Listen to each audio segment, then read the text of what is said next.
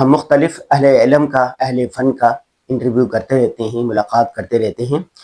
آج ہمارے ساتھ موجود ہیں جامعہ دارالعلوم حسینیہ شہداد پور کے روح نما حضرت مولانا قاری عبدالرشید صاحب کے بیٹے حسن معاویہ صاحب۔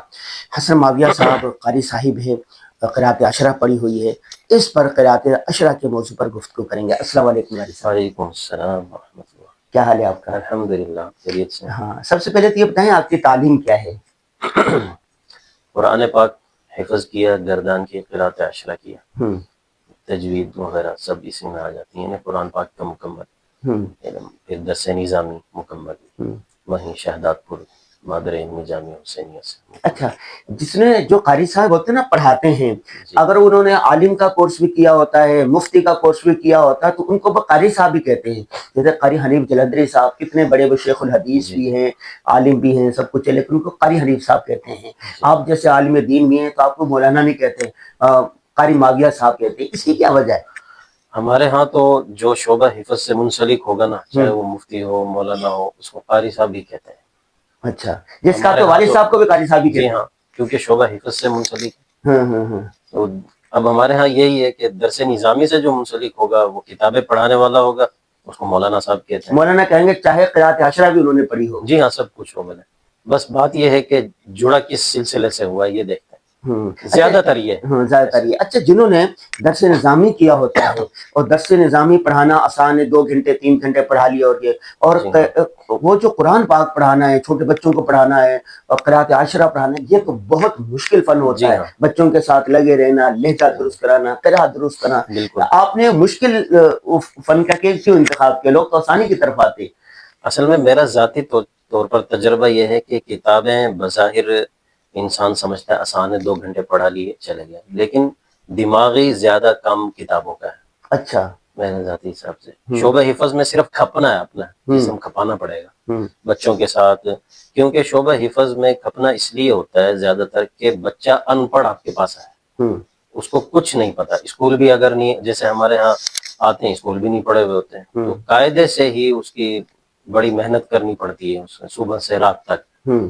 تو شعبہ کی کتب میں جب تک جائے گا بچہ، کچھ نہ کچھ سوچ بوجھ آ جاتی ہے، ظاہر مدارس میں ایک وقت گزر چکا ہوتا ہے ان کا، تو اس لیے جسمانی طور پر زیادہ اپنا مشقت شعبہ حفظ میں ہے، لیکن دماغی کام زیادہ واقعی شعبہ حفظ، ظاہر کتابوں کا مطالعہ ہے، مطالعے کے بغیر آپ پڑھا نہیں سکتے، جتنا بھی آپ ماہر ہو، پھر ان کو سمجھانا ہے، یہاں تو الف با تا سا بس ایسے پڑھا دیا۔ جی ہاں، یہاں تو ایسے، یہاں تو کوئی شروحات نہیں دیکھیں، کچھ نہیں، بس یہ کہ ٹائم دینا ہے یہاں شعبہ حفظ میں۔ بس ایسا تو نہیں ہے کہ آپ کے والد محترم حضرت مولانا قاری عبدالرشید صاحب چونکہ قرآن پڑھاتے رہے، قرأت عشرہ پڑھاتے رہے، تو آپ نے والد صاحب کے نقش قدم پر چلتے ہوئے آپ نے اس شعبے کا انتخاب کیا؟ آپ کا بڑا بھائی تو اس شعبے میں نہیں ہے نا، وہ کتابیں پڑھائے؟ نہیں، وہ بھی اسی میں ہی ہے۔ اچھا، ہم سب اسی میں ہی ہیں۔ ہاں، 1 گھنٹہ شعبہ کتب میں ان کا ہے، اور جس طرح والد صاحب شمائل ترمذی پڑھاتے ہیں، میری ذاتی چاہت کتابوں کی تھی شروع سے ہی۔ میں فارغ ہونے کے بعد گھر پر بھی بھائی سے اور والد صاحب سے بھی یہی ریکویسٹ کی تھی کہ میں کتابیں پڑھوں، میری دلی چاہت کتابوں کی تھی، لیکن اصل تو وہی بات ہے جو اللہ کو منظور۔ اور پھر ہمارا سلسلہ سب کا چونکہ قرآن سے جڑا ہوا تھا، تو میرے لیے بھی جو انہوں نے جگہ منتخب کی والد صاحب نے، اس دن سے آج تک وہیں بیٹھے ہوئے ہیں۔ کتنے سال ہو گئے؟ مجھے 12واں سال چل رہا ہے۔ اچھا، والد صاحب کے ساتھ معاون ہوں میں۔ اچھا، اب ہم نے کوئی اور چاہت ظاہر کی نہ کچھ، بڑے جو فیصلہ کر دیں اس پہ لگ۔ اچھا، آپ قرآن پاک پڑھاتے ہیں یا قرأت عشرہ پڑھاتے ہیں؟ ہمارے پاس قرأت عشرہ بھی ہے اور قرآن پاک شعبہ گردان بھی۔ اچھا، قرأت عشرہ کوئی بھی پڑھ سکتا ہے یا جو حافظ ہو، پختہ حافظ ہو، چھوٹا بچہ ہو وہی پڑھ سکتا ہے، یا قرأت عشرہ کا کورس کوئی بھی کر سکتا ہے؟ کرنے میں تو کوئی بھی بندہ کسی کورس میں بھی داخلہ لے لے، مسئلہ نہیں ہے، لیکن آیا اس کو کر سکے گا ہر بندہ، یہ ہے مسئلہ۔ تو جو پختہ حافظ ہوگا، قرآن مضبوط جس کو یاد ہوگا، اس کے لیے آسانیاں ہیں قرأت عشرہ میں۔ باقی اگر کمزور آ گیا داخلہ تو لے لے گا، لیکن مشقت ہوگی بہت، چھوڑ جائے گا، چل نہیں سکے گا، یا دوبارہ اس کو گردان میں لگانا پڑے گا۔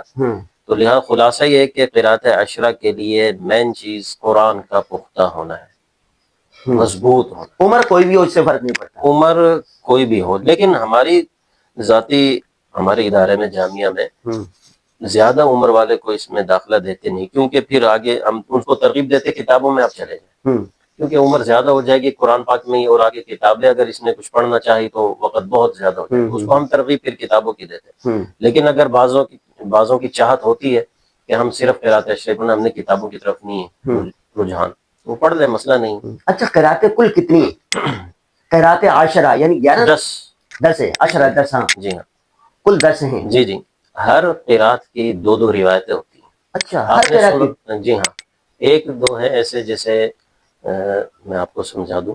آپ نے ایک نام سنا ہوگا، سبع عشرہ کر رہے ہیں. ہاں ہاں سب عشرہ. سبع عشرہ، سبع عشرہ ہے 17، ہاں اور قرات عشرہ ہے 10. تو یہ کیا ہے؟ قرات ایک نام ہے، اس کی 2 راوی ہیں، نیچے روایتیں. ٹھیک ہے. تو قرات ہیں 10 اور روایتیں ان کی بنتی ہیں 17. بعض کی ایک ہی ہیں، لیکن اکثریت کی قرات کے 2 روایتیں، اس لیے وہ روایتیں 17 بن جاتی ہیں اور قرات 10 ہوتی روایت سے کیا مراد ہے کہ ہیں. مثال کے طور پر امام نافع قرات ہیں، اس کی 2 روایتیں ہیں، امام قالون اور امام ورش. 2 راوی سمجھ لو. ہاں اچھا راوی 2 ہیں.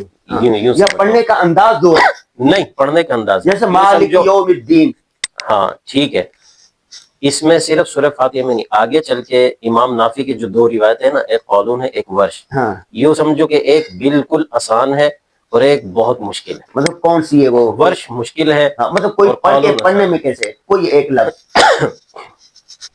ان الذين كفروا سواء عليهم انذرتهم، حفص میں ہے نا. ٹھیک ہے. امام نافع میں قالون کی روایت میں پڑھتا ہوں، ان الذين كفروا سواء عليهم انذرتهم.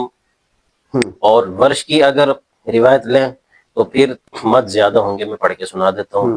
ان الذين كفروا سواء عليهم انذرتهم.